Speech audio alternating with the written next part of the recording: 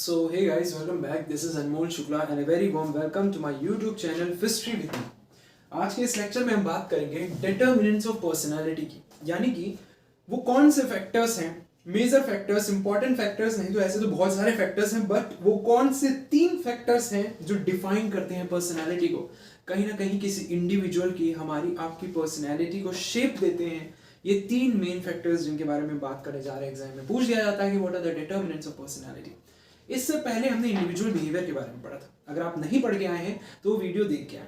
थोड़ा सा आइडिया मैं दे देता हूँ। इंडिविजुअल बिहेवियर का मतलब कि कहीं ना कहीं हम समझने की कोशिश कर रहे हैं कि इंडिविजुअल किस तरीके से बिहेव करता है ऑर्गेनाइजेशन के अंदर, किस तरीके से वो वर्क करते टाइम बिहेव करता है, और how his behaviour is influenced by attitude, by perception, उसके नजरिए से, उसके एटीट्यूड से, उसके मोटिवेशन से, उसकी लर्निंग से, किस तरीके से उसके बिहेवियर पर फर्क पड़ता है। क्योंकि किसी इंसान के बिहेवियर पर इन सभी चीजों का फर्क पड़ता है, उसकी मोटिवेशन का फर्क पड़ता है, उसकी लर्निंग का, उसके एटीट्यूड का, उसकी पर्सनैलिटी का, परसेप्शन का, देखने के नजरिए का। तो वही पॉइंट्स हम पढ़ रहे हैं। परसेप्शन हम अगले लेक्चर से पढ़ेंगे, आज हम पर्सनैलिटी के डिटर्मिनेंट्स के बारे में पढ़ रहे हैं। थोड़ा सा आइडिया मैंने आपको दिया था किसमें, पिछली वीडियो में पार्ट 8 में पर्सनैलिटी के बारे में, कि पर्सनैलिटी, ध्यान से सुन लो, एक वर्ड पर्सोना जो कि लैटिन वर्ड है उससे मिलकर बना है, जिसका मतलब होता है टू स्पीक थ्रू।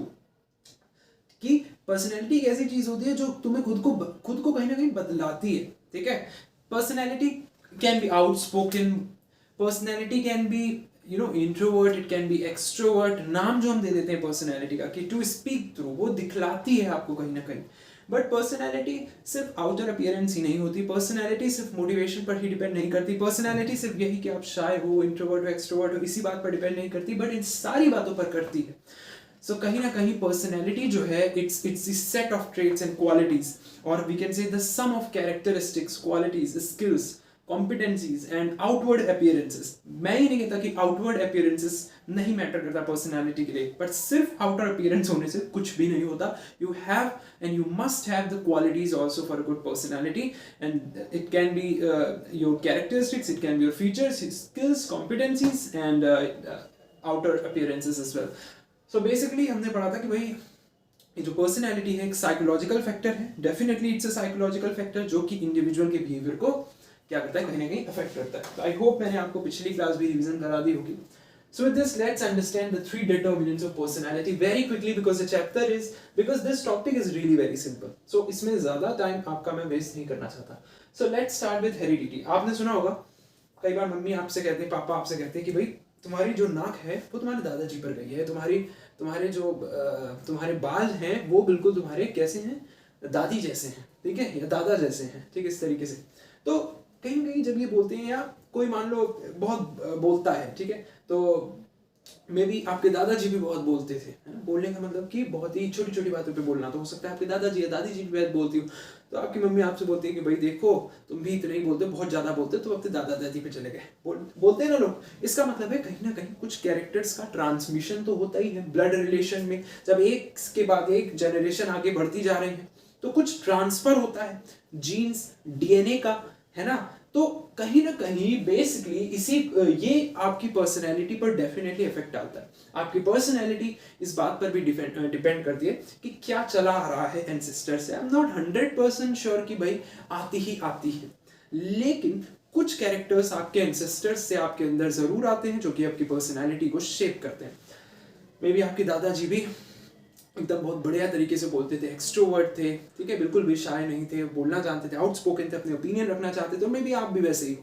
तो ये जो है, ये क्वालिटी और स्किल्स का क्या है, कहीं ना कहीं क्या है, ट्रांसमिशन है। इसी को हम हेरिडिटी कहते हैं, ठीक है।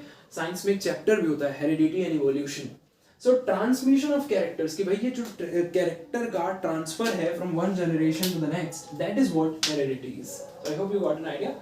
The transmission of characters or qualities from one generation to the next, या मे बी आपकी जनरेशन से आपकी आने वाली जो नेक्स्ट जनरेशन हो उसमें आपकी कुछ क्वालिटीज हो, कैरेक्टरिस्टिक्स भी हो, ठीक है। So that is what heredity is. और उसके लिए रिस्पॉन्सिबल होता है, अगर हम साइंटिफिकली देखें तो उसके लिए रिस्पॉन्सिबल होते हैं जीन्स। जीन्स एक्चुअली हमारे डीएनए में, जीन्स के ही अंदर एक्चुअली में आपका डीएनए होता है। जब सब बोलते हैं ना डीएनए मैच कराया जाता है कई बार बड़े बड़े केसेस में, वो जीन्स के अंदर ही होता है, ठीक है। सो जीन्स जो है ये एक इंपॉर्टेंट एलिमेंट है जो कि इन्फ्लुएंस करता है हमारे बिहेवियर को, क्योंकि जीन्स के थ्रू ही ट्रांसमिशन होता है कैरेक्टर्स का। जीन्स होता कहाँ है? जीन्स जो है वो भरा पड़ा है हमारे ब्रेन में, because our brain and chemical that operate within the brain. तो जो भी हमारा ब्रेन है और वो केमिकल जिसकी वजह से ब्रेन ऑपरेट कर रहा है, definitely there are number of chemicals inside your brain, so the brain is operating all because of that chemical. Also the brain along with the chemicals inside the brain, or we can say that operate within the brain, they are made up of genes. So they are nothing but made up of genes, और इन्हीं genes के through कहीं ना कहीं transmission होता है characters का। Heredity एक इंपॉर्टेंट एलिमेंट हम कह सकते हैं, डिटर्मिनेंट है पर्सनैलिटी को डिफाइन करने के लिए। ठीक है, दूसरा फैक्टर है इन्वायरमेंट। जिस जगह पे आप रहते हो उसका बहुत फर्क पड़ता है। जो बचपन में आपको सिखाया जाता है उसका बहुत फर्क पड़ता है।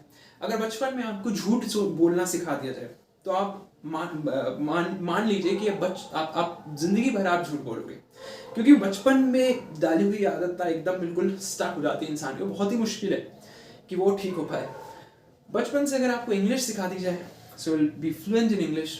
बचपन से अगर आपको कोई लैंग्वेज और सिखा दी जाए तो आपकी आदत लग जाती है from the very start of your age, like I am talking about 3 or 4 years may be. वहां से अगर आप स्टार्ट कर दो तो एनवायरनमेंट का बहुत फर्क पड़ता है।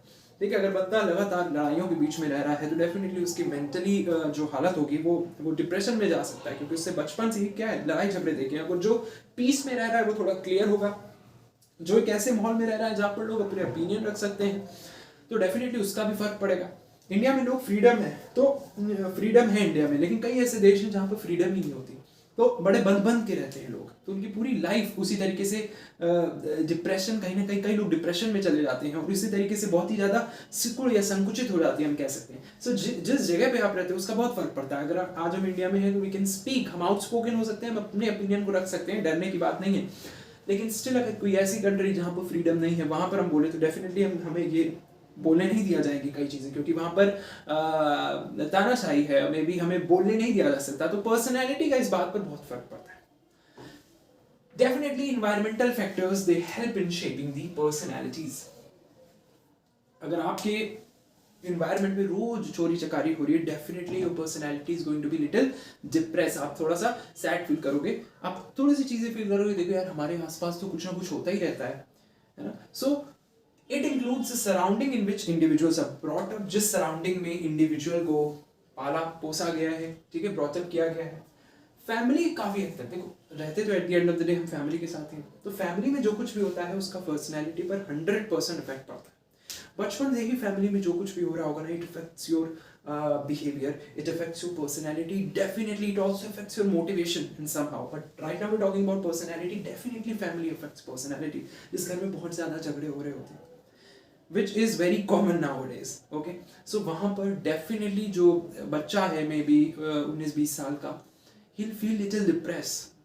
वो खुद की ही लाइफ में खुद ही स्ट्रगल कर रहा होगा मेंटली, क्योंकि लोग उस पर ध्यान नहीं दे रहे हैं, आपस में झगड़े कर रहे हैं, मे बी मम्मी पापा है कोई और। So family definitely affects personality. वही ऐसी फैमिली जहाँ पर खुशनुमा माहौल है, थोड़ी सी फ्रीडम है, but at the same time boundaries के बारे में भी है, फ्रेंड्स की तरह पेरेंट्स बात कर रहे हैं, तो मे बी उसकी पर्सनैलिटी डिफरेंट होगी। So definitely family affects personality. Different families, different personalities, ठीक है। और in many way we can say family shapes the personality in the early stages, ठीक है। और ऐसा नहीं कि मैं कह रहा हूँ भैया 20 साल तक होता ही रहा, जो अर्ली स्टेजेस में फीड कर दिया जाता है आपके दिमाग में या आसपास जो आप देख रहे होते हो, आसपास आपके जो हो रहा होता है, definitely it shapes your personality.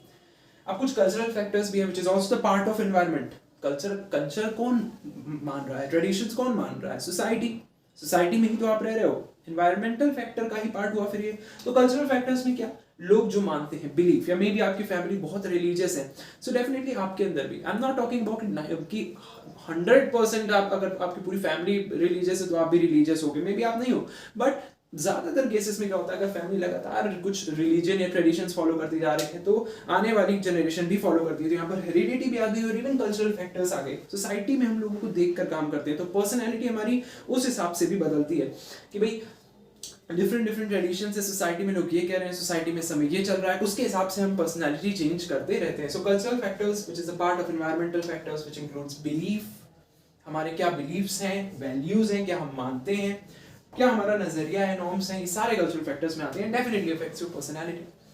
The third and very simple is situation. Situation, परिस्थितियां आपसे क्या नहीं करवाते. परिस्थितियां बहुत कुछ करवा सकती हैं आपसे.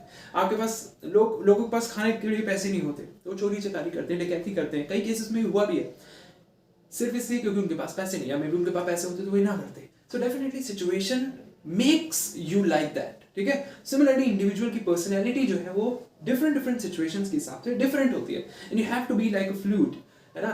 Bruce Lee said that once कि आपको हमेशा क्या होना चाहिए, फ्लूइड के जैसे होना चाहिए. लाइक तुम किसी कंटेनर में जा रहे हो, you take the shape of that container. ठीक है. ग्लास में, you take the shape of that glass. It means कि you have to be flexible enough कि वैल्यूज और बाउंड्रीज का तुम ध्यान रखो, but you don't have to change yourself for anyone, but you have to change your personality, become like water. ठीक है. So that is what Bruce Lee said once. कहीं ना कहीं ये उससे मैचअप कर रहा है. तो situation definitely affects a personality, and with different contingencies different personalities जो है वो देखने को मिलती है. So these are the determinants of personality. But in homework I want that आप फिर से एक बार क्या करो, इनके बारे में किसी आर्टिकल से अच्छी तरीके से पढ़ो और content low. I am not saying कि नोट करो, बस एक दिमाग में रख लो. हेरिडिटी, एनवायरनमेंट और सिचुएशन, इनको दिमाग में रखो बस. ठीक है. सो with this we're gonna wrap up this lecture. We'll see you in the next video. Take care.